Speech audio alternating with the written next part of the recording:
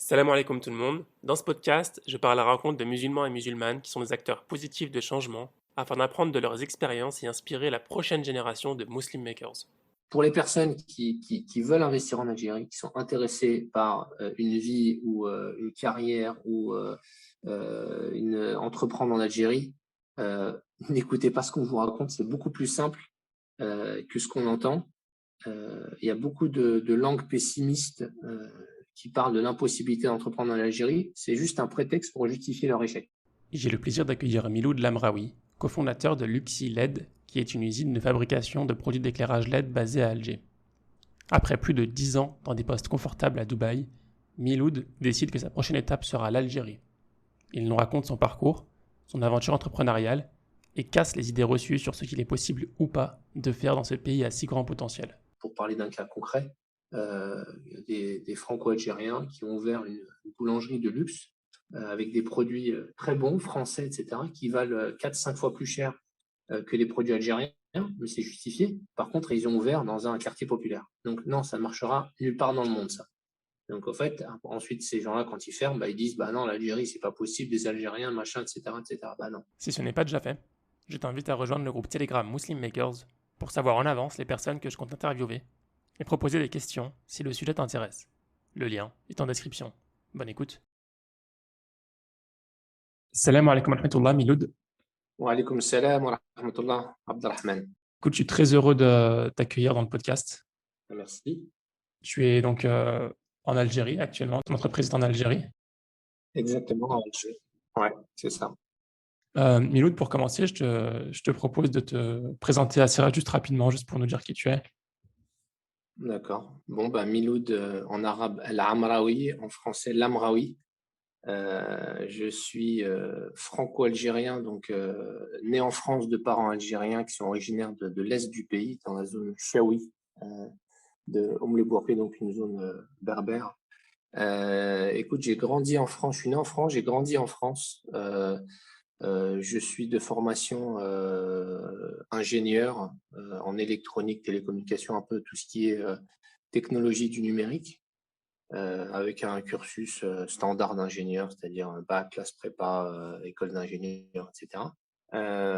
J'ai pas mal travaillé à l'étranger. En fait, j'ai pas beaucoup travaillé en France après avoir été diplômé. J'ai une grosse expérience dans le Moyen-Orient, Égypte, pays du Golfe. Et là, je suis installé depuis maintenant près de 4 ans à Alger, où j'ai monté une usine de fabrication de produits d'éclairage LED qui s'appelle Luxy LED, Luxy, espace LED, et qui emploie aujourd'hui une soixantaine, un peu plus d'une soixantaine de personnes en Algérie. Et donc, je vis à Alger avec ma famille qui est composée mon épouse et de 3 enfants. Voilà, nés à l'étranger, aux Émirats. Waouh, Inch'Allah. Donc un long parcours, beaucoup de kilomètres parcourus pour venir en Algérie. Tu as fait quoi comme type d'études? C'était quoi ton cursus? Mon cursus, c'était alors j'ai eu un bac scientifique. Ensuite, j'ai fait 2 ans de classe préparatoire aux grandes écoles, donc avec une spécialité en mathématiques, Mhm. ce qu'on appelait avant maths sup, maths spé. Et ensuite, j'ai passé des concours pour entrer dans des écoles d'ingénieurs. Et j'ai choisi une école d'ingénieurs qui s'appelle l'ISEP, c'est l'Institut supérieur d'électronique de Paris, Mhm. qui est dans le 6e arrondissement de Paris. Et puis 3 ans après, on sort avec un diplôme d'ingénieur un peu généraliste, c'est-à-dire qui touche à l'électronique, les télécoms, les réseaux et d'autres disciplines, l'informatique, etc. On sort avec un diplôme généraliste dans le domaine des nouvelles technologies. Et puis donc après, par définition de l'ingénieur, après on s'adapte aux différents domaines. Moi, ensuite, j'ai bifurqué un peu sur le domaine de l'énergie petit à petit au fur et à mesure de ma carrière. Est-ce que tu avais un objectif un métier précis, un secteur que tu visais pendant tes études? Ou c'est Non, venu petit à petit? vraiment pas du tout. Voilà, en fait, c'est venu petit à petit. Donc, j'aimais bien les maths, donc j'ai fait un bac scientifique. Ensuite, Mhm. j'aimais toujours les maths, donc j'ai choisi d'aller en prépa pour en faire pas mal. Et puis, c'est une autre dimension scientifique et c'est vraiment, c'est là que j'ai découvert ces matières-là, donc mathématiques plutôt, et puis un peu de physique. Et ensuite, bah, je voulais une école sur Paris. Et puis, en fait, j'aurais pu faire différents trucs, hein. J'ai postulé, enfin, j'ai passé des concours pour entrer dans des écoles de chimie, des écoles de statistiques, etc. Et puis finalement, ça s'est orienté vers ce domaine-là. C'était une époque où il y avait on était encore dans le boom des télécommunications, de l'informatique, etc. Ok. Et ça m'intéressait un peu, quoi. Donc, je me suis dit, bon, ben, on va se lancer là-dessus. Ça reste généraliste, donc après, on peut changer de secteur. La preuve, maintenant, je suis plus dans le domaine de l'énergie, même s'il y a une grosse part d'électronique. D'accord. Ok. Donc, tu as commencé ta carrière en France après ça? Ouais. Et donc, j'ai travaillé 6 mois dans l'aéronautique en France. Bon, c'était la partie un peu télécommunication de l'aéronautique. Et après, bah, en fait, moi, je savais, même quand j'étais au lycée, que j'allais partir de France après avoir fait mes études que, euh, parce que le monde est grand, en fait. Et j'étais pas très, je me sentais pas très bien en France, au fait, pour différentes raisons, hein. Climat, enfin, le climat, quoi, la pluie, le mauvais temps, le On était en froid, quelle etc. année à ce On moment-là? était alors, alors moi j'étais diplômé en Début 2000? 2004. Ouais. Ouais, j'étais diplômé en 2004, donc c'est une décision qui tournait dans ma tête dans les années fin des années 90. Hmm. Donc c'était en 98, 99. Et voilà quoi. Et je me sentais pas à l'aise parce que je me suis toujours senti profondément algérien, Mhm. malgré le fait d'être aussi français, au fait, de me sentir en partie français, puisque c'est ma culture dominante en réalité, que ce soit au niveau du langage, au niveau de l'attitude, etc. On aura beau aller n'importe où dans le monde, même en Algérie, les gens me voient au niveau du comportement comme étant un Français, quoi. À partir du moment où Hmm. je commence à parler français, je suis un Français dans tout. Et donc voilà, donc je savais que j'allais plus ou moins partir. Et puis dès que sur ma dernière année d'études, je me suis mis à chercher en fait des postes à l'étranger. Ouais.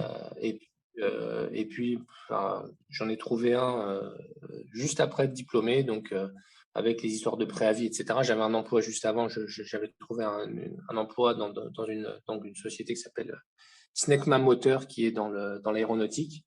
Et puis au bout de Mhm. 6 mois, bah, j'ai démissionné pour pour partir en Égypte, où j'avais trouvé un emploi auprès du ministère des Affaires étrangères français dans un projet de déploiement de réseau entre les ambassades du Moyen-Orient, etc. Donc j'ai vécu 3 ans en Égypte après ça. Tu partais là-bas pour, pas pour t'installer sur le long terme, c'était pour avoir une expérience professionnelle. C'était quoi ton objectif? Alors, j'ai débarqué là-bas avec, si je me souviens bien, un sac de sport et un sac à dos, d'accord? Mais Ouais. vraiment, c'était au Caire, donc j'habitais au Caire. J'avais Mhm. jamais regardé une carte du Caire par curiosité. Pourtant, c'était une époque où on avait déjà Internet, etc. Vraiment, je suis parti. En fait, c'est plus un départ de France qu'une arrivée en Égypte. Oui. Et donc, je suis arrivé là-bas, je savais que ça allait me plaire. Je savais que ça allait me plaire parce que je suis vraiment attaché à la culture arabe, à la langue arabe, comment dire, à tout ce qui est les us et coutumes arabes.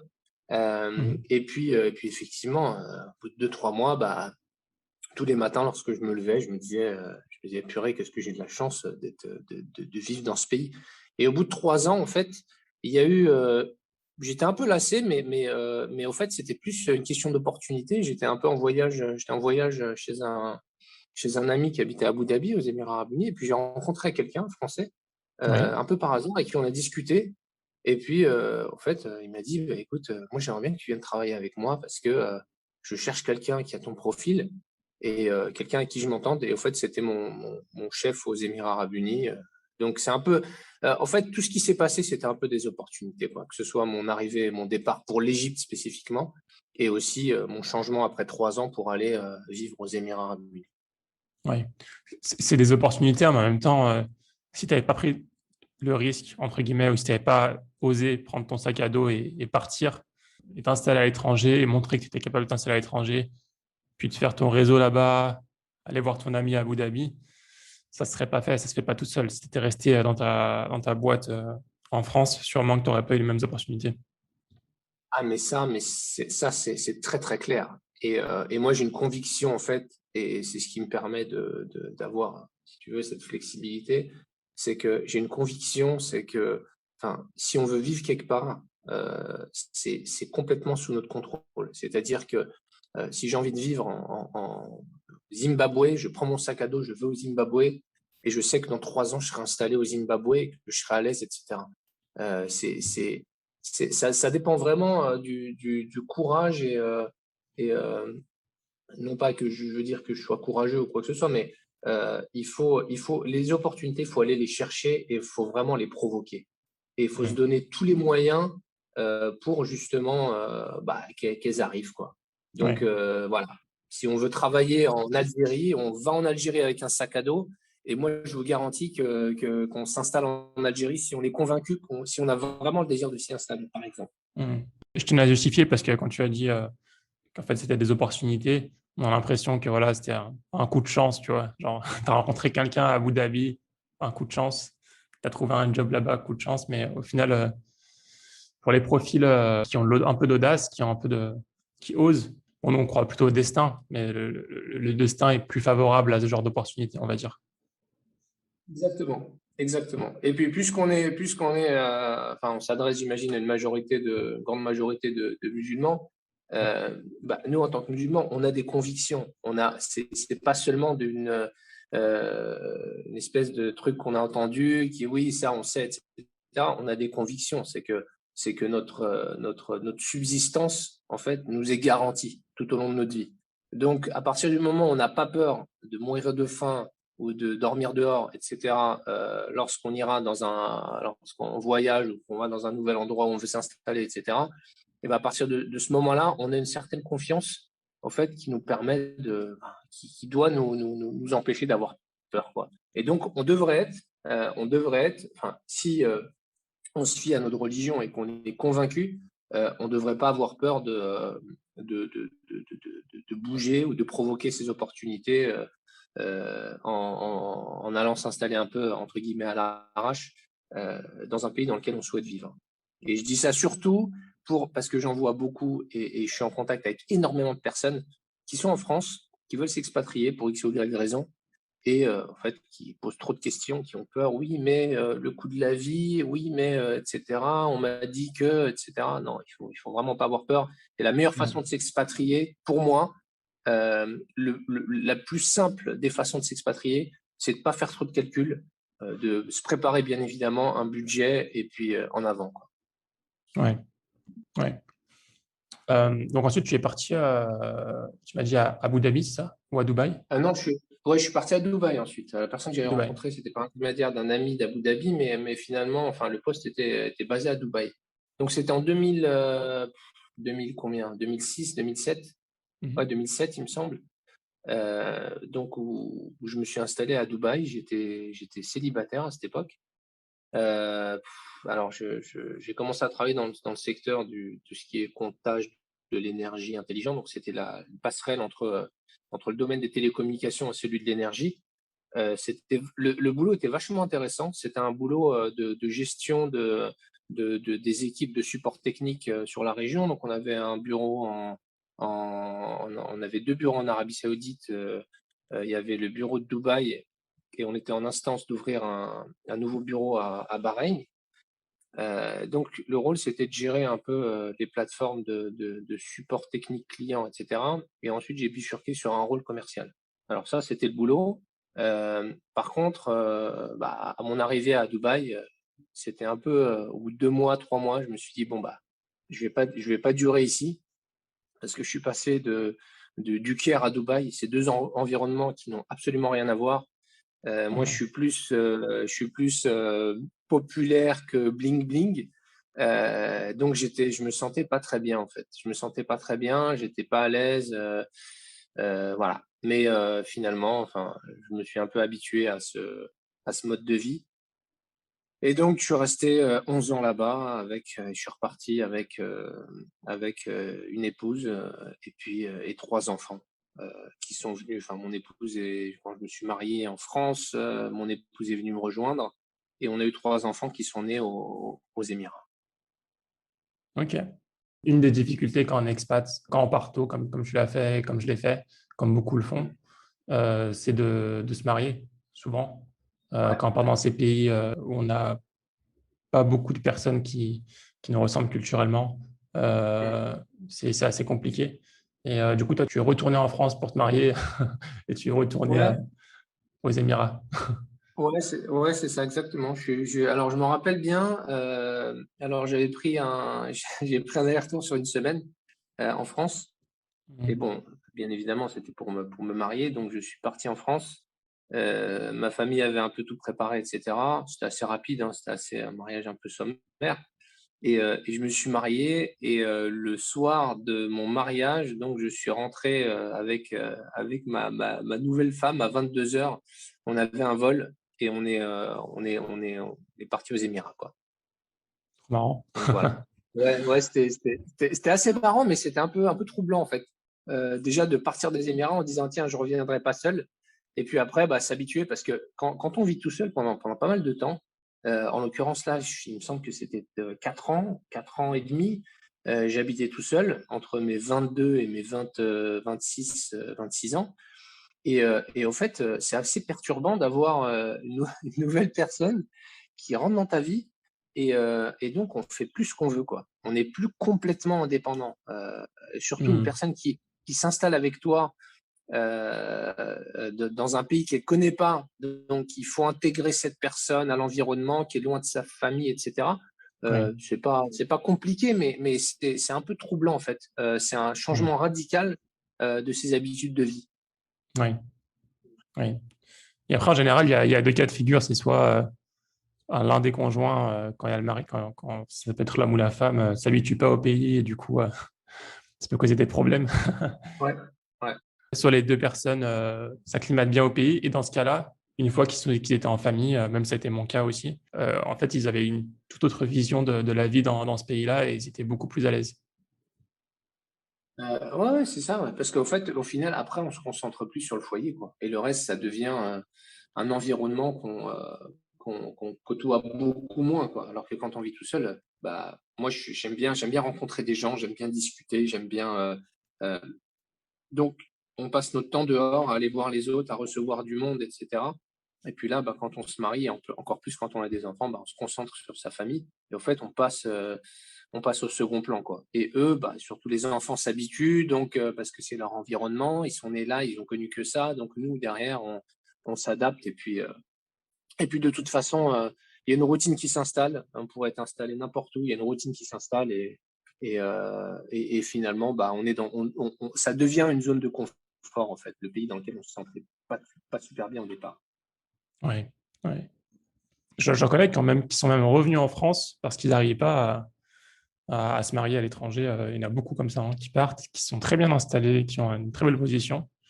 Mais voilà, le temps passe, les années passent et ça, tu ne trouves pas la personne et voilà, tu rentres en France. Tu rentres en France, tu te rapproches de la famille un petit peu. Mais c'est comme Ouais, ça. Ouais.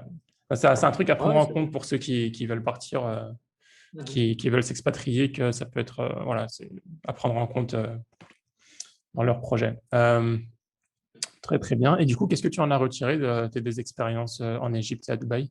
Tu ne l'as pas dit, mais tu es resté une dizaine d'années, 11 ans, je crois, à Dubaï. Ouais, c'est ça, ouais, Mm. c'est ça. Je suis Et tu resté as dit 11 ans à trois Dubaï, ans, 2 ans et demi, 3 ans en en Égypte. Égypte. Ouais, Ouais. en Égypte, ouais. Mhm. Bah, qu'est-ce que j'en ai tiré? Bah déjà, la grosse leçon en Égypte, c'est que, au fait, c'est facile. S'expatrier, c'est pas compliqué. Voilà. Euh, Ça, c'est le truc que j'ai réalisé. Je me suis dit, mais pourquoi est-ce que je réfléchissais autant avant de m'expatrier de France alors que c'est vachement simple, quoi. Et donc, ça m'a donné voilà, ça m'a donné ce désir de bouger, de vivre en dehors de la France. Et voilà. Donc, ça, c'était la grosse leçon en Égypte. J'ai beaucoup appris aussi, bien évidemment, sur le côté culturel. J'ai découvert un nouveau pays, des nouvelles personnes, une nouvelle culture. Je me suis mis à parler presque parfaitement égyptien. Bon, je parlais arabe algérien à la base, hein. Donc voilà. Après, quand j'ai bougé aux Émirats, ben, en fait, je parlais égyptien avec les Émiratis parce que ne comprenaient pas l'algérien, donc je parlais égyptien. On me prenait pour un Égyptien, etc.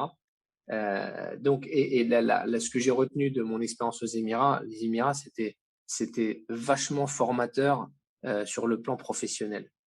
C'est un pays où il y a une concurrence énorme. Il y a toutes les sociétés qui sont là-bas, qui sont aux Émirats, où il y a des Indiens, des Chinois, des Philippins, donc c'est des cultures professionnelles qui sont assez difficiles à concurrencer. Donc j'ai vachement appris sur le côté professionnel, notamment sur le côté commercial et puis sur le côté performance, etc., négociation, etc. Ça me sert encore beaucoup aujourd'hui. J'ai un de mes plus gros clients, c'est une société indienne ici, d'accord? Et ils veulent travailler en Algérie, hein. Et ils veulent travailler avec nous. Pourquoi? Parce que on arrive à se comprendre en fait, que ce Ouais. soit au niveau de la langue, au niveau de la façon de travailler, au niveau des attentes d'une boîte indienne par rapport sur un marché algérien, etc. Donc vachement appris côté professionnel. Et puis bien évidemment pour moi les Émirats c'était un tremplin financier bien sûr parce que j'ai pu bon les niveaux de salaire sont assez élevés là-bas ou étaient assez élevés parce que maintenant c'est plus le cas. À l'époque où j'y étais, ce qui m'a permis en fait de me bâtir une cagnotte que j'ai immédiatement investi sur mon projet en Algérie. Donc ça m'a permis de réunir des fonds propres pour lancer mon propre projet et ça c'est les principales choses que ça m'a apporté. Outre le fait que je m'occupais de la région Afrique-Moyen-Orient, donc j'ai vachement bougé, je me suis fait pas mal de contacts un peu partout, notamment en Arabie Saoudite, où du coup aujourd'hui, bah, ça me sert aussi parce qu'on a lancé une usine à Médine en Arabie Saoudite, qui est pour la même marque, donc lancée par notre société algérienne. Mhm. Donc voilà. Donc c'était professionnellement, c'était génial. Ok, trop bien. Et du coup, d'où t'es venue l'idée de tenter ta chance en Algérie? Alors, 3 ans avant de partir des Émirats, donc après à peu près 7-8 ans d'expérience là-bas, je me suis dit, donc j'ai changé de boîte, j'étais dans le domaine de tout ce qui est énergie solaire, smart city, etc. C'est une boîte américaine. Et quand je les ai rejoints, je me suis dit que ma prochaine étape, c'était l'Algérie. D'accord? Parce que si j'avais un peu une lassitude des Émirats et j'avais des enfants qui commençaient à grandir et je me voyais pas les éduquer aux Émirats parce qu'en fait, je me rendais compte que c'était des enfants qui étaient de mère française, de père algérien, nés aux Émirats et donc ils se sentaient pas quand je leur demandais t'es de quel pays, bah, un jour c'était France, le jour c'était les Émirats, le jour c'était l'Algérie et donc je voyais que j'arrivais pas à leur donner, à leur inculquer un certain sentiment d'appartenance à un pays, donc une identité. Et donc je me suis dit c'est pas ici que je veux éduquer mes enfants. Et voilà. Donc je me suis dit, bon, bah, l'Algérie, c'est un super pays où je pourrais les éduquer et leur inculquer une certaine sentiment d'appartenance à un peuple, à un pays, etc. Et Mhm. donc voilà, donc ça poussait dans ma tête. Et puis du coup, par rapport à ce projet personnel, j'ai dû adapter ma carrière professionnelle. Donc, je travaille pour une société américaine. On avait des marchés un peu partout. On m'a demandé de développer le marché nord-africain. Je suis parti Maroc. On a eu un projet au Maroc. Ensuite, je me suis dit aller l'Algérie. J'ai trouvé un partenaire local en Algérie et j'ai proposé à mon PDG, qui était mon chef à l'époque, un Américain, je lui ai dit, écoute, il faut qu'on investisse en Algérie, il y a un énorme marché, un gros potentiel. Par contre, si on investit localement, il faut qu'on fabrique localement une partie de nos équipements, parce que sinon ça ne marchera pas. Et l'Algérie, c'est un pays qui s'industrialise, donc on ne peut pas rester comme ça. Il faut qu'on arrive avec une approche industrielle en Algérie. Bon, bien évidemment, un Américain, l'Algérie, machin, il sait même pas où est-ce que c'est sur une carte, donc écoute, pas possible. 2, 3, 4 fois, on a beau monter aux États-Unis, présenter des trucs, machin, ça marche pas. Donc en fait, je me suis dit, bon, bah là, j'ai une super opportunité. Je voyais que le marché de la LED était un marché en forte croissance en Algérie, c'est toujours le cas, qu'il n'y avait pas de fabricant. J'avais mon distributeur local qui avait un terrain industriel sur place, une concession de l'État. Et donc, il m'a dit, écoute, cette concession, si tu veux qu'on fasse un truc ensemble, il n'y a pas de souci, je m'entendais très bien avec lui, je m'entends toujours très bien avec lui. Et donc, on a lancé, on s'est dit, bon, bah, super, une idée de fabrication. On commence avec des lampes LED et ensuite, on se diversifie. Et puis, on a commencé à étudier le projet, etc., à mettre en place le truc, business plan, machin, acquisition des machines et tout. Et dès que le projet a commencé à démarrer, c'est-à-dire qu'on était presque en phase d'exploitation, et ben, j'ai démissionné de ma boîte et je me suis installé en Algérie. Et c'était en mois de juin 2017. Ok. Du coup, tu t'es associé avec une personne qui était déjà sur place, ce que tu as dit, hein. Ouais, je me suis associé avec une personne qui était déjà sur place, qui était mon distributeur lorsque je bossais dans cette boîte américaine, qui était mon distributeur, avec qui on a énormément de synergie professionnelle, et puis on s'entend bien personnellement. Mais bon, c'est mon associé, et puis on a une relation personnelle, amicale, mais on a surtout une relation professionnelle qui est bien cadrée, bien documentée, etc., etc. Donc, on n'a pas une approche traditionnelle ici où les gens se font un peu trop confiance. On Ouais, se fait confiance, on est des amis, mais tout est carré, tout est sur papier. d'accord. Donc, raconte-moi un petit peu comment est-ce que s'est passé la création de l'entreprise, etc. Tu avais ton business plan, comment tu as fait ton étude de marché, comment est-ce que vous avez investi, est-ce que c'était tout en fonds propres? Raconte-nous un petit peu l'histoire, le début Ouais. de... Alors, tout a été investi en fonds propres, d'accord, Mhm. avec mon associé, d'accord. Donc, ça nous a demandé, on va dire, enfin, pour être transparent, à peu près, je sais plus, 300 000 400 000 $ en tout, Mhm. qu'on a investi pour tout ce qui est achat de machines, fonds de roulement, etc.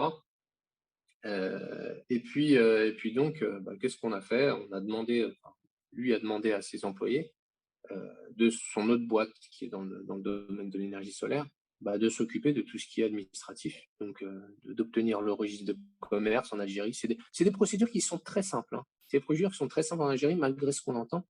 Oui, Donc, il suffit d'avoir un registre de commerce, et c'est même simplifié parce que maintenant, il y a quelque chose qui s'appelle l'ANDI. Bon, on ne va pas rentrer dans les détails techniques, mais en gros, c'est un guichet unique pour tous les producteurs. N'importe qui veut se lancer dans la production va aller voir ce guichet unique, et ce guichet unique va coordonner entre les impôts, donc tout ce qui est obtention de la carte fiscale, les domaines, donc pour tout ce qui est obtention de terrain industriel, et puis tout ce qui est registre de commerce, donc les documents administratifs euh, relatifs enfin, à la création de la société, quoi. Et donc, ce mhm. guichet va tout coordonner.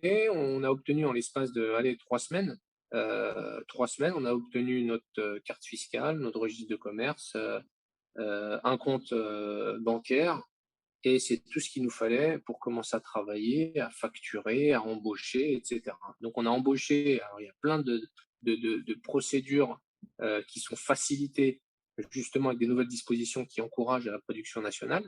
On a embauché très, très facilement avec des subventions sur les salaires de nos employés. On a on va dire comment on appelle ça? Enfin, fiscalement, des exonérations de taxes parce qu'on est producteur, et parce qu'on est aussi dans une zone rurale, parce qu'on a un site de production qui est dans une zone rurale, dans la wilaya de Médéa, qui est à peu près 1 heure de voiture au sud d'Alger, par autoroute. Et on a un bureau commercial qui est sur Alger. Donc, on emploie une cinquantaine aujourd'hui de personnes dans une zone rurale, d'accord, dans un village de 12 000 habitants. Et puis, on n'a eu aucun problème administratif depuis qu'on a commencé. On a des contrôles fiscaux tous les 3, 4 mois, d'accord, ce qui est normal, hein, ce qui est normal. Donc, tout est en règle. On a des contrôles comment on appelle ça, la direction du commerce. On a des contrôles, la direction du travail. Tout se passe bien. Les gens très courtois, ils vérifient que tout le monde est bien employé, que tout le monde a une assurance maladie, etc., etc. Et en fait, enfin, ces gens-là nous aident aussi, puisqu'ils répondent à nos questions. Lorsqu'on a certaines difficultés, on les approche, etc. Je dis pas que tout est rose en Algérie, mais par contre, moi, d'après mon expérience, j'ai eu aucun problème. Et je pense que la clé de tout ça, en fait, pourquoi est-ce qu'on évite les problèmes? C'est parce qu'on respecte la loi au mot près, d'accord? Et je pense que l'Algérie, c'est tout. On peut tout dire sur l'Algérie, mais par contre, on ne peut pas dire que ce n'est pas un état de droit, puisque la loi s'applique vraiment, et personne ne peut aujourd'hui vous mettre en difficulté si vous respectez la loi à la lettre. D'accord. Aujourd'hui, est-ce que vous êtes, rentable? Ouais, on est rentable aujourd'hui. Alors on est rentable aujourd'hui, clairement. Alors on a une croissance sur les 2 dernières années qui est de plus de 100 quand même et cette année, en 2021, on est assez confiant sur le fait qu'on arrivera, à un chiffre d'affaires annuel qui est de l'ordre de 250 millions de dinars. Ça va faire allez, on va dire près de 2 millions d'euros, un peu moins de 2 Mmh. mi on va dire 2 millions de dollars de chiffre d'affaires, ce qui est pas mal et donc ce qui nous permet de dégager, des bénéfices de l'ordre de, on va dire, 15. Donc voilà, je suis très transparent, on fait le calcul, ça fait je sais pas, du 200 000 $, un truc comme ça, 200, ouais, c'est ça, Mmh. 200-300 000 $ de bénéfices nets. Donc ouais, c'est intéressant qu'on réinvestit évidemment dans, dans la société pour augmenter, pour financer au fait sa croissance, quoi. Parce qu'on a énormément de demandes. On exporte en Mmh. Tunisie également. Voilà. Donc l'Algérie, c'est un grand marché où tout se vend, en fait. Où tout se Ouais, vend. Tout se vend. c'est-à-dire? Bah, ce que je veux dire par là, et là, tout le monde est d'accord. Je parle avec énormément de distributeurs, énormément d'importateurs qui me disent que le stock mort, ça n'existe pas en Algérie. Et au fait, quand on parle aux commerçants, qu'ils soient grossistes, détaillants, importateurs, etc., en Algérie, euh, ils nous disent tous que leur richesse, c'est leur stock. Donc, en fait, ils ont tendance à avoir à travailler en flux très tendu financièrement. Donc, ils n'ont pas beaucoup d'argent dans leur compte, mais ils ont des stocks qui sont énormes. Et leur compte en banque, en fait, c'est le stock. Et pourquoi? Bah parce que leur stock est vendu, au fait. Et s'il n'est pas vendu demain ou la semaine prochaine, il sera vendu dans un an et demi, mais en aucun cas, ça sera une perte. Et c'est vrai qu'on a des épisodes qui sont assez marrants. Et nous, on est resté avec une petite anecdote, hein, avec du luminaire d'éclairage public qu'on avait fabriqué. On a gardé ça en stock pendant 1 an et 2 mois. D'accord? Pendant 1 an et 2 mois. C'était, il me semble, 1200 luminaires d'une certaine gamme, etc. Et on n'arrivait pas à vendre ça, quoi.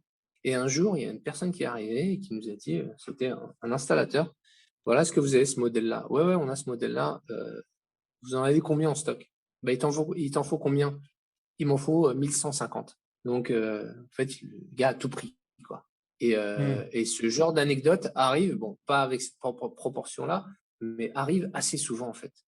Et, Ouais. euh, et c'est typique à l'Algérie. Et j'ai beau raconter cette histoire à quelques concurrents, des partenaires, des machins et tout, ils me disent tous que ah ouais, ça m'arrive aussi, voilà, voilà. Et donc voilà. Donc en Algérie, tout se vend en fait. C'est l'explication de cette phrase. OK. Qu'est-ce que tu as trouvé donc, dans la création de ta boîte, d'entreprise, et dans la vie en Algérie? Qu'est-ce que tu trouves plus facile et plus difficile par rapport à tes précédentes expériences? Même si c'est bon, les Alors, précédentes expériences n'étaient pas dans l'entrepreneuriat, mais on va dire, ta vie avec les gens et dans le ouais. travail. Alors, oui, alors, donc, différents aspects. Tout d'abord, enfin, les aspects, on va dire, positifs en Algérie par rapport à mes précédentes expériences, notamment celle aux Émirats, puisque c'était un rôle très commercial et tout. Donc, le principal avantage, c'est qu'en Algérie, la concurrence, elle est quasi inexistante par rapport à ce qu'on avait aux Émirats. Moi, il y a eu des appels d'offres aux Émirats où je soumissionnais, on était 67 sur des projets qui n'étaient pas énormissimes. Ici en Algérie, sur des projets énormissimes dans tout ce qui est oil and gas, etc., on se retrouve à trois sociétés qui soumissionnent pour des projets à, je sais pas, 500 000, 600 000 $. Et ça m'a un peu marqué. Les marges sont plutôt importantes en Algérie par rapport à ce qu'on a là-bas. Bien évidemment, quand il y a moins de concurrence, les marges sont plus élevées. Par contre, oui, le point négatif, j'ai envie de dire, c'est enfin, l'environnement, en fait, l'environnement des affaires, qui est pas mal, hein, en Algérie, hein. On arrive à faire des affaires, l'environnement est plutôt favorable, mais pas aussi favorable qu'aux Émirats arabes unis où c'est très facile de, bah, de ne serait-ce que, je sais pas moi, tout ce qui est C'est beaucoup plus facile de faire du commerce aux Émirats. Voilà. En règle générale, que ce soit des transactions commerciales, que ce soit tout ce qui est impôts, où il n'y en avait pas à l'époque où j'étais là-bas. Donc voilà. Meilleur environnement des affaires aux Émirats, mais plus de concurrence par rapport à l'Algérie. Après, ce qui est vachement intéressant en Algérie, c'est que les affaires se font beaucoup plus rapidement, c'est-à-dire que la prise de décision dans le privé, hein, avec les clients privés, est très rapide. Aux Émirats, c'est interminable. C'est interminable. Il y a des projets où entre la date de soumission et la date d'attribution du projet, c'était 3 ans, quoi. Alors qu'en Hmm. Algérie, c'est 2 semaines. C'est deux Ouais. semaines C'est pour sûr le que type si de tu projet. passes si tu as 67 ou 66 concurrents, ça prend du temps Ouais, ouais. à tout revoir. Bah, voilà. Non, non, à tout revoir, mais surtout ah oui, mais attendez, on va changer ça parce que la technologie a changé. Et puis, il y a un concurrent qui va aussi arriver à les convaincre que finalement, ça, c'est pas la bonne technologie. Il faudrait changer l'appel d'offres, machin et tout. Et il y a moins de transparence, au fait, au niveau de l'évaluation. Il y a pas de code de marché public aux Émirats arabes unis, alors qu'il y en a un en Algérie qui régit les appels d'offres. Aux Émirats, c'est j'envoie un appel d'offres, je décide ce que je veux, je prends qui je veux, et vous n'avez pas le droit de parler. Et ça, c'est écrit dans les cahiers de charges, hein. C'est écrit dans les cahiers de charges. En Algérie, non. Il y a un code des marchés publics, il y a un code des marchés pour les clients publics, et puis le client est obligé de suivre ce code des marchés dans les attributions, dans l'évaluation, etc., etc. Donc, c'est beaucoup plus réglementé en Algérie sur ce côté-là, ce qui est favorable, au fait, aux opérateurs économiques par rapport Hmm. aux Émirats unis. Et il y a autre chose aussi qui est très important, c'est que aux Émirats arabes unis, bon, c'est la culture c'est leur façon de fonctionner aussi. C'est que on peut être, ça m'est déjà arrivé, on peut être PDG de l'équivalent de l'EDF en France ou Sonelgaz en Algérie et, soumissionner en fait et déposer une offre à un appel d'offres.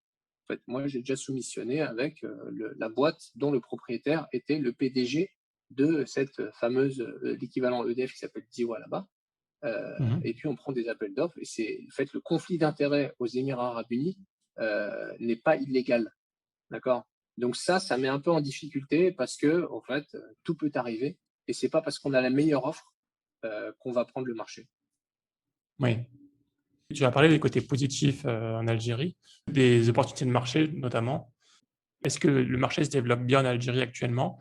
Et si ce n'est pas le cas, pourquoi est-ce que le marché n'est pas attractif? D'accord. Alors, il se développe. Alors, je vais parler pour les domaines que je connais. Donc, domaine de tout ce qui est éclairage.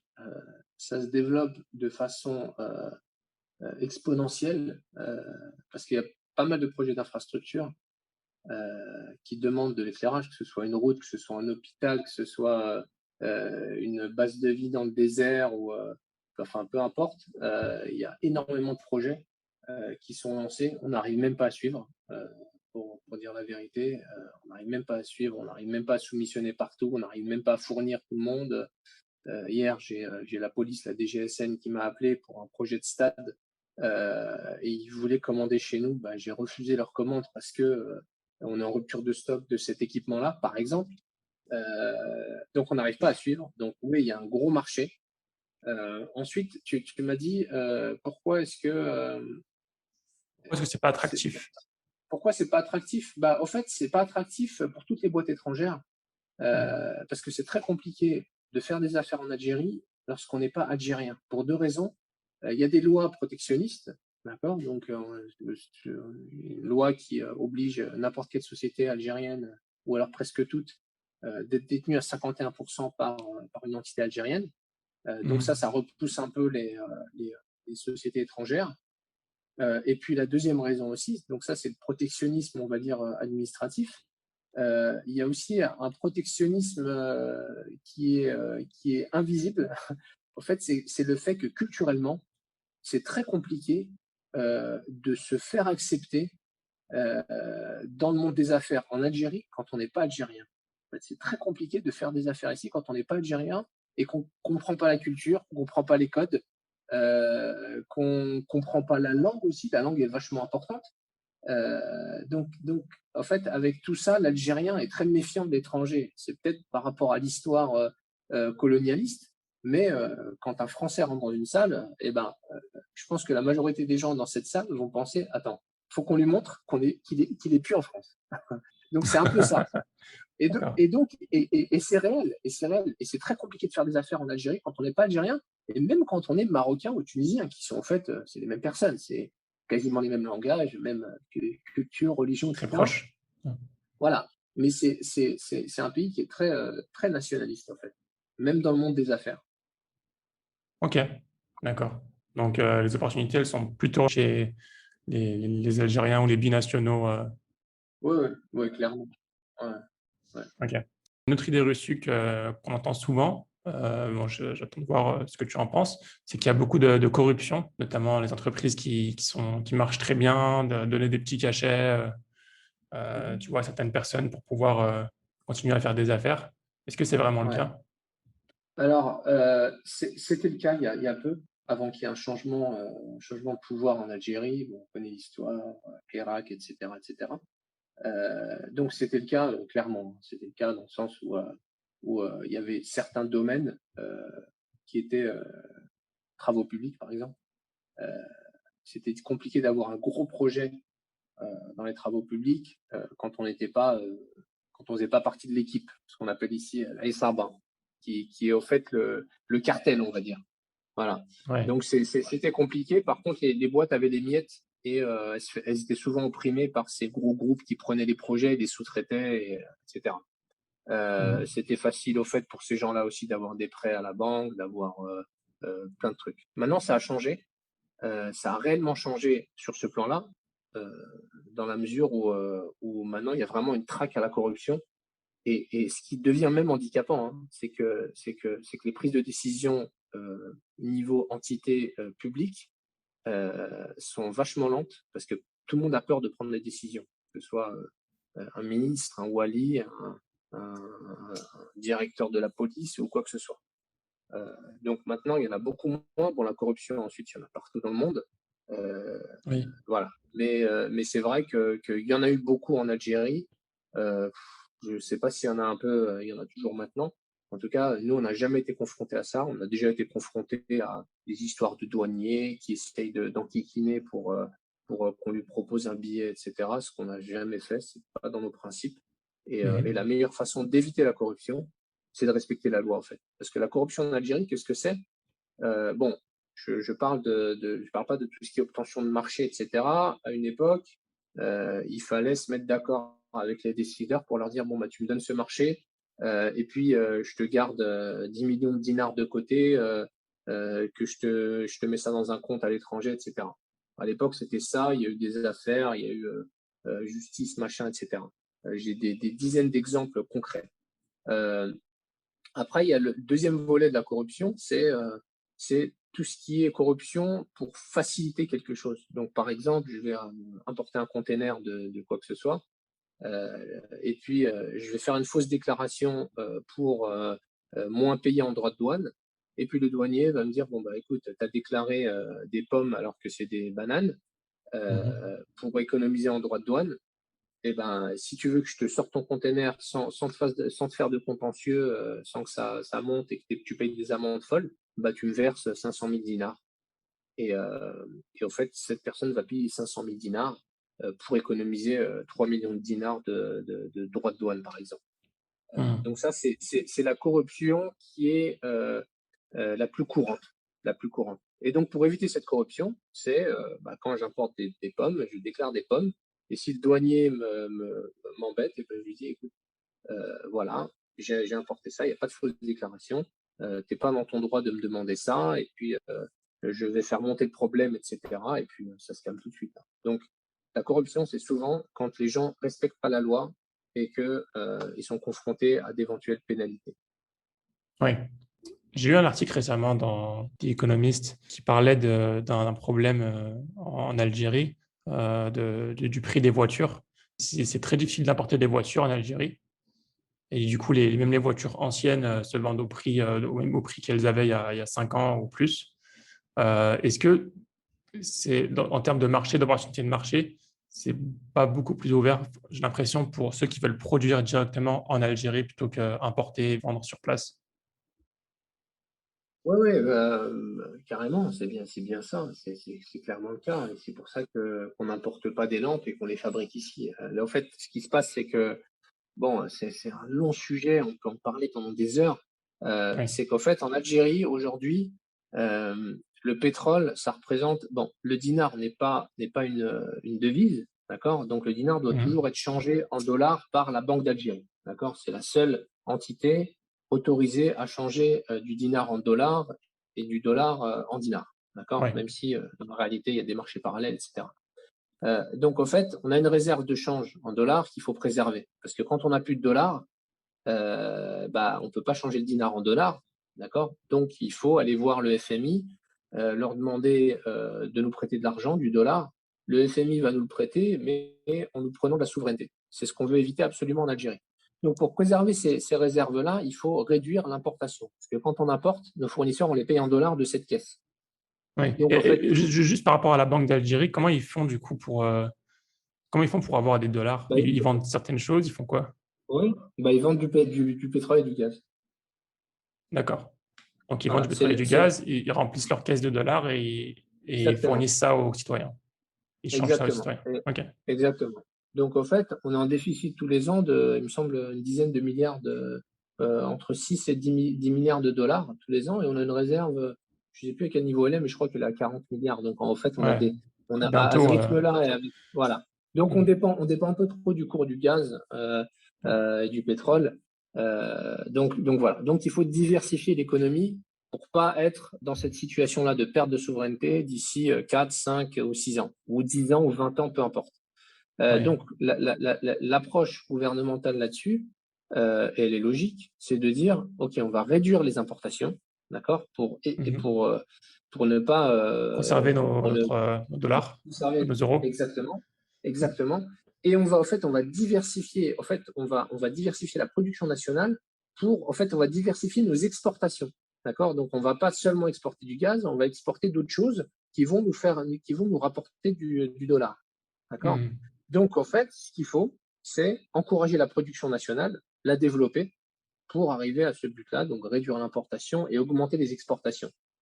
Donc, il Oui. y a eu tout un mécanisme qui est en place, hein, pour favoriser Hmm. la production nationale, que ce soit, j'en parlais tout à l'heure, des exonérations de taxes ou alors des barrières douanières pour l'importation de certains produits qui Hmm. sont interdits à l'importation, et les voitures par exemple. Et on avait même un outil de production de voitures en Algérie, mais c'était un peu un fiasco relié à la corruption, machin, etc. Où c'était plus du montage de véhicules qui était quasiment fini, donc c'était une façon de détourner de l'argent. Ça a été arrêté Oui. maintenant. Donc voilà. Donc il y a plusieurs initiatives qui sont en place, plusieurs qui encouragent en fait les producteurs nationaux pour arriver à ce but d'être un exportateur d'autre chose que du gaz pour avoir une économie pérenne et éviter d'emprunter de l'argent.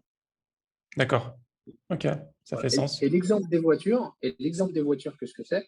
Bah, c'est qu'on s'est dit ça à une époque. Donc, à l'époque, le cartel qui était au pouvoir s'est dit, bon, bah, sous couvert de production nationale, on va importer des voitures, en fait, qui vont être enfin, sans les roues.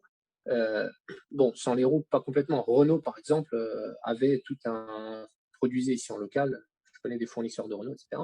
Mais pour faire simple, on va importer des voitures qui sont en kit, on va les monter en Algérie, on va dire que c'est fabriqué en Algérie, et on va les vendre sur le marché algérien, et on va interdire l'importation de véhicules. On va dire, si vous voulez un véhicule, vous êtes obligé de l'acheter en Algérie parce qu'on produit en Algérie et qu'on veut préserver notre réserve de dollars. Donc, en fait, c'est quelques personnes, je crois qu'il y avait 5 ou 6 fabricants, euh, profitaient on va dire, de ce prétexte pour Oui. inonder le marché algérien de leurs véhicules et, euh, et faire de l'argent qui allait profiter Oui. à d'autres personnes, etc., etc. Donc maintenant, ces boîtes-là ont été fermées. Mhm. Il y a des procès dans tous les sens. Et Oui. l'importation est toujours interdite. Donc là, en Algérie, on est sur un marché où il y a une demande de véhicules, mais il n'y a aucune offre. Donc, ça a engendré une hausse des prix du véhicule d'occasion. Et donc, c'est pour ça Mhm. qu'on est à des niveaux, mais complètement irraisonnables, de prix sur les véhicules d'occasion. Oui. Ok. Et en plus, j'avais même vu que tu me parlais du cartel qui me remontait les voitures et qu'au final, le prix des voitures en Algérie coûtait plus cher, revenait plus cher à une voiture importée déjà montée. Euh, Ouais. Ouais.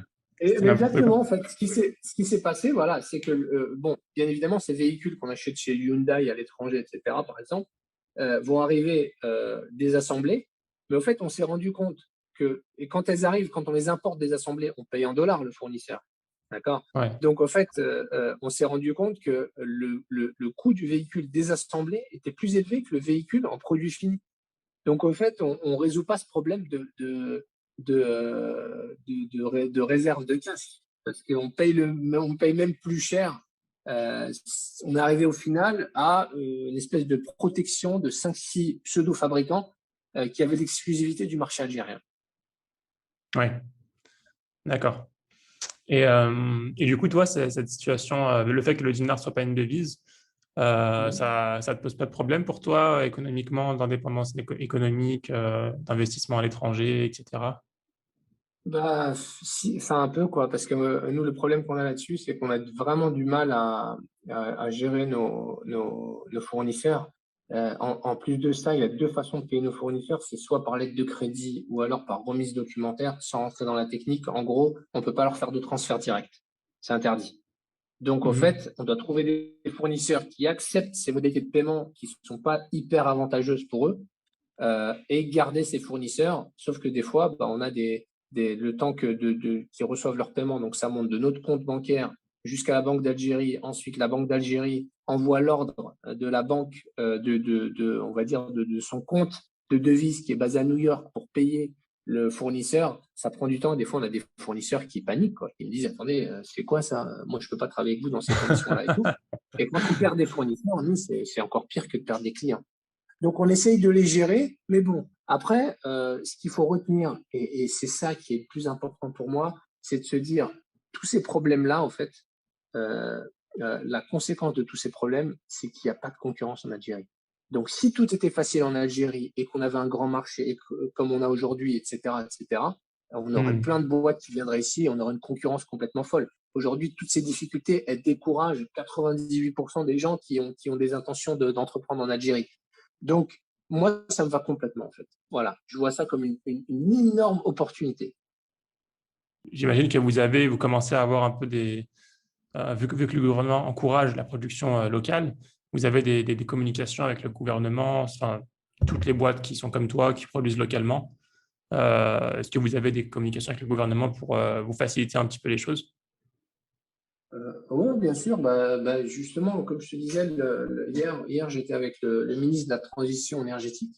D'accord? Donc, c'était l'objet de la réunion, c'était quelles étaient les possibilités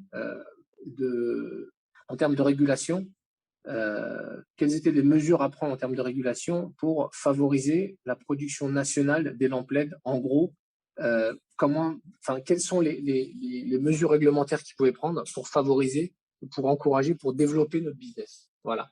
Donc, on est arrivé avec des propositions très concrètes. Et maintenant, il faut attendre que ça se mette en place. Mais bon, il ne faut pas trop compter dessus, évidemment, parce que si ça se fait, c'est bien, mais en tout cas, ça prendra du temps, ça prendra énormément de temps. Histoire de loi des finances, machin, il faut attendre 6 mois, etc. Donc voilà. Donc il y a une intention, il y a une réelle intention Mhm. au niveau du gouvernement d'encourager la production nationale et de créer des barrières techniques et économiques pour protéger l'outil de production nationale. Par contre, c'est des décisions qui prennent du temps déjà à être prises et ensuite à être implémentées. Ok. Et tu as dit que tu as ouvert une usine aussi à Médine. Tu as dit ça en Ouais, début d'interview, il me semble. Et pour le coup, là-bas, tu produis directement pour pour le marché de l'Arabie Saoudite ou pour ouais, ouais, le ouais, c'est Moyen-Orient. ça. Ouais, alors ce qui s'est passé, bon, pour la petite histoire, c'est que j'avais un ami partenaire en Arabie Saoudite quand j'étais basé aux Émirats. Un jour, je l'ai appelé, je lui ai dit, écoute, il fait partie d'une grande famille de Médine. Et je lui ai dit, écoute, moi, je vais partir des Émirats, je vais m'installer en Algérie. Ah bon, et tout, mais qu'est-ce que tu vas faire en Algérie, machin? Je lui ai dit, écoute, voilà mon projet. Et il m'a dit, bon, c'est bien. il m'a invité en Arabie Saoudite quelques mois plus tard. Donc, je suis descendu là-bas. Je suis resté 2 semaines. Et puis, il m'a dit, écoute, il faut que je te présente des amis à moi. Donc, on a eu une réunion avec eux chez lui. Et il m'a dit, bah, écoute, nous, on en a parlé. On veut dupliquer ton projet en Algérie. On veut le dupliquer ici. On veut avoir la même usine que ce que vous avez là-bas. Il y a un gros marché, machin, etc. Et donc, je lui ai dit, pas de problème, pas de problème. Vous ramenez l'argent, je ramène le savoir-faire, je prends de l'equity sur cette boîte et on y va. 2 mois Donc plus l'equity, tard, c'est quelque part dans la boîte. départ de la boîte. Voilà, exactement. Donc, quelques mois plus tard, bah, on sortait la première lampe Luxi à Médine. Donc, l'usine tourne à Médine. Et puis, on est dans le même domaine. C'est exactement le même modèle que ce qu'on a en Algérie. Ok, très bien. Super. Donc, ça veut dire que le marché des LED dans ces pays-là, les pays nord-africains et au Moyen-Orient, c'est porteur. Bah, moi, j'ai tendance à penser que l'Algérie et l'Arabie Saoudite sont des pays beaucoup plus similaires que ce qu'on croit. D'accord? Alors, pour les raisons suivantes, c'est que c'est des pays qui ont la même problématique économique de dépendance exagérée aux hydrocarbures. D'accord? Et qui veulent diversifier leur économie. Et puis, c'est des peuples qui ont grandi avec cette culture du gaz et du pétrole comme unique source de revenus, on va dire, pour simplifier. Et ça crée un certain état d'esprit où on se dit, où au fait déjà, on est un peuple c'est qu'en Algérie, c'est qu'en Arabie Saoudite, on a beau ne pas travailler, d'accord, on mangera, on mourra pas de faim, on aura un toit, etc. Parce qu'il y a des subventions gouvernementales de l'État qui sont assez importantes et qui permettent de couvrir les soins, les machins, etc. C'est un peu le cas en Algérie, c'est en Libye et en Arabie Saoudite. Donc, c'est des peuples qui cherchent pas, enfin, qui sont pas très travailleurs en fait. Et on le comprend, hein, quand on n'a pas besoin de travailler pour vivre, ben on travaille pas pour beaucoup de personnes. Et ensuite, le troisième aspect, c'est que c'est des pays en fait qui sont relativement conservateurs en fait en termes que ce soit, je trouve, religieusement, ou traditionnellement. Quand on parle de tradition, c'est des pays qui sont très attachés à leur religion, à leur tradition, et c'est quelque chose qui se voit dans le comportement et dans l'état d'esprit des gens. Donc, je trouve que l'Algérie et l'Arabie Saoudite sont des pays qui sont vraiment similaires. Mhm. Écoute, Miloud, on a fait un peu le tour par rapport à l'Algérie. Est-ce que tu as quelque chose à rajouter avant que je termine par quelques petites questions? Ouais, alors moi, je dirais juste un truc, c'est un peu le message que j'ai voulu transmettre là, c'est que pour les personnes qui veulent investir en Algérie, qui sont intéressées par une vie ou une carrière ou entreprendre en Algérie, n'écoutez pas ce qu'on vous raconte, c'est beaucoup plus simple que ce qu'on entend. Il y a beaucoup de langues pessimistes qui parlent de l'impossibilité d'entreprendre en Algérie. C'est juste un prétexte pour justifier leur échec. Il y a énormément d'opportunités et entreprendre en Algérie, je trouve que c'est très simple. Voilà. Et voilà, c'est un peu le message que je voulais transmettre en parlant d'Algérie. Et c'est pas parce qu'on est franco-algérien qu'on connaît l'Algérie. Non, sur le plan professionnel, quand on arrive en Algérie, qu'on n'y a jamais travaillé, ni jamais rien fait, on connaît rien du tout. Donc, ce qui est important, c'est d'avoir une approche en arrivant en Algérie pour ceux qui veulent entreprendre en Algérie. C'est j'arrive dans un pays qui est le Zimbabwe ou le Nicaragua, en fait. Je connais rien. Il faut que je comprenne comment ça fonctionne. Il faut que je comprenne le marché. Et ensuite, il faut que je mette toutes les chances de mon côté pour réussir. Et au fait, moi, j'ai vu des cas, pour parler d'un cas concret, des Franco-Algériens qui ont ouvert une boulangerie de luxe avec des produits très bons, français, etc., qui valent 4-5 fois plus cher que les produits algériens, mais c'est justifié. Par contre, ils ont ouvert dans un quartier populaire. Donc non, ça ne marchera nulle part dans le monde, ça. Donc, en fait, ensuite, ces gens-là, quand ils ferment, ils disent, bah non, l'Algérie, c'est pas possible, des Algériens, machin, etc., etc. Bah non. Le problème, c'est pas l'Algérie, c'est pas les Algériens. Le problème, ton projet n'est pas sérieux, en fait, tout simplement. Miloud, je peux poser des petites questions pour terminer. Est-ce que tu Ouais. as une routine, une routine matinale, quotidienne que tu suis? Ouais, j'ai une routine quotidienne. Mes jours se ressemblent énormément. D'accord. Est-ce que tu veux que je te parle de ma routine?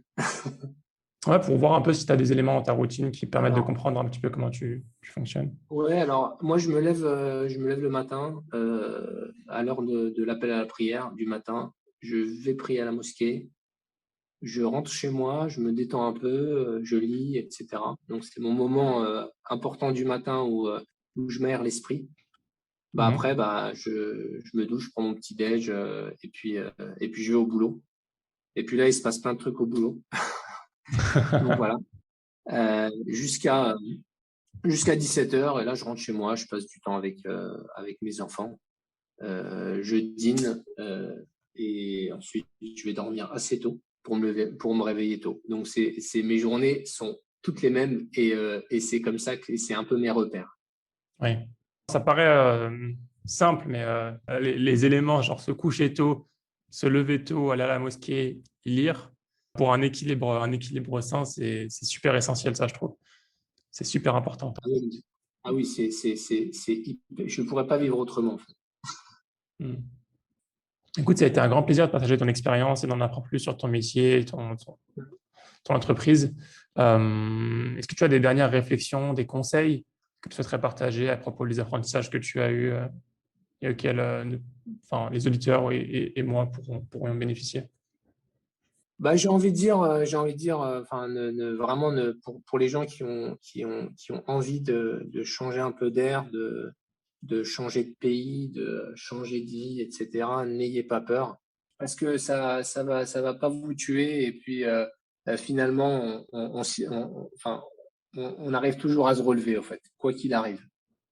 C'est quoi la phrase, la citation? Je crois que c'est mieux vaut vivre avec des remords que des regrets, qu'avec des regrets. Non, en fait, le truc, c'est qu'honnêtement, bon, une petite réflexion un peu, spirituelle, c'est que j'ai même pas 40 ans. Et je me rends compte à mon âge que la vie, en fait, est très courte, est très, très courte. Je viens de perdre mon père, il y a 1 an et c'est une des dernières phrases qu'il m'a dit, enfin, en discutant avec lui, c'est que la vie est vraiment très courte et qu'il se rappelle de ses 20 ans, quoi. Il se rappelle de ses 10 ans et c'est comme si c'était hier.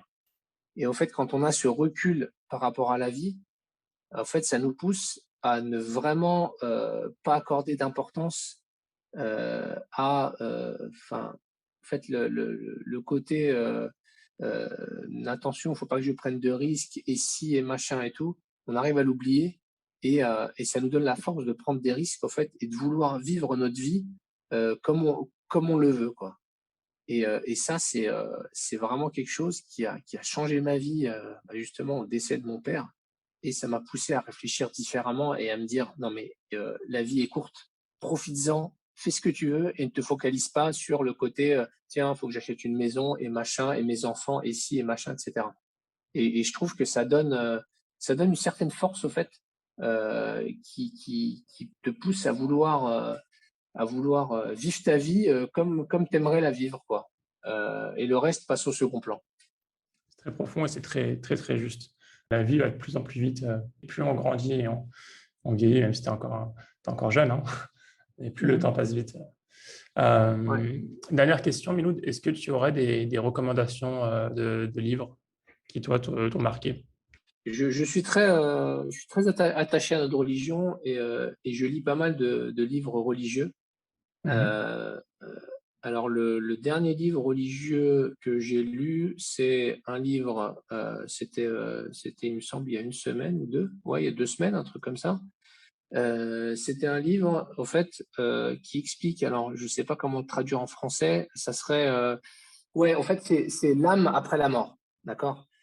Et Mhm. c'est un savant connu qui s'appelle Al-Uthaymin, saoudien, voilà. Mhm. Je lis pas que des livres de savants saoudiens, mais en fait, voilà, c'est un livre, en fait, qui explique les différentes phases, heu, après la mort, et au fait, c'est un livre que j'ai lu plusieurs fois, et que je me suis remis à lire assez souvent après, encore une fois, c'est un événement qui m'a marqué, le décès de mon père, l'année dernière, chez moi en plus. Mhm. Donc ça m'a poussé à essayer de savoir exactement dans les détails, qu'est-ce qui arrivait juste après la mort. Voilà.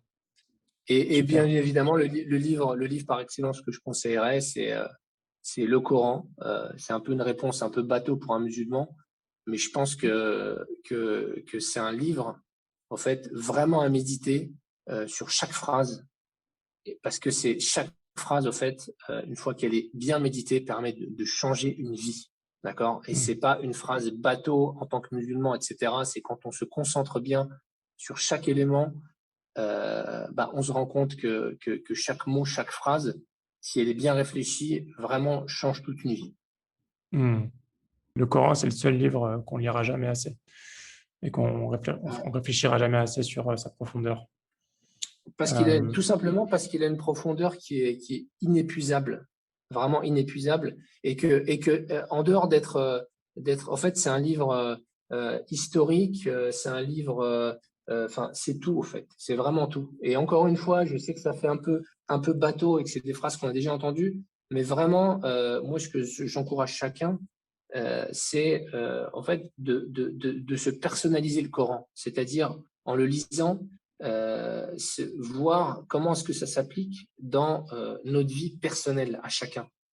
Et on verra enfin, moi, ce que j'ai remarqué, c'est que chez chaque personne, en fait, la lecture du Coran va générer des réflexions et des sentiments qui vont être différents en fonction de la vie de chacun. Et dans tous les Oui. cas, ça changera une vie ou la compréhension de la vie chez chaque personne selon ce qu'elle a vécu, selon sa façon de réfléchir, etc. Oui, très bien. Bah, écoute, Miloud, je mettrai tout ça en description. Petite dernière question, comment faire pour, si quelqu'un veut te suivre ou te poser une question sur LinkedIn? Ouais, sur LinkedIn, je me connecte assez souvent à LinkedIn, donc Miloud Lamraoui, Hmm. Miloud, espace Lamraoui. Euh, voilà, n'hésitez pas. J'ai un grand plaisir à répondre aux questions, bon, en général, mais surtout les questions qui pourraient faciliter un projet personnel en Algérie ou un projet personnel, professionnel, etc. Euh, voilà, je me suis fixé un peu en arrivant ici comme mission d'essayer de faire gagner du temps à tous ceux qui veulent entreprendre, parce que quand je suis arrivé ici, je n'avais pas de contact.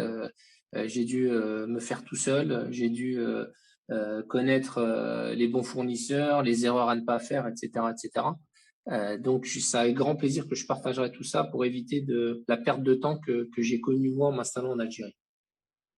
Très bien. Je pense que ça va en aider plus d'un. Je pense qu'il y en a beaucoup qui sont intéressés par ça.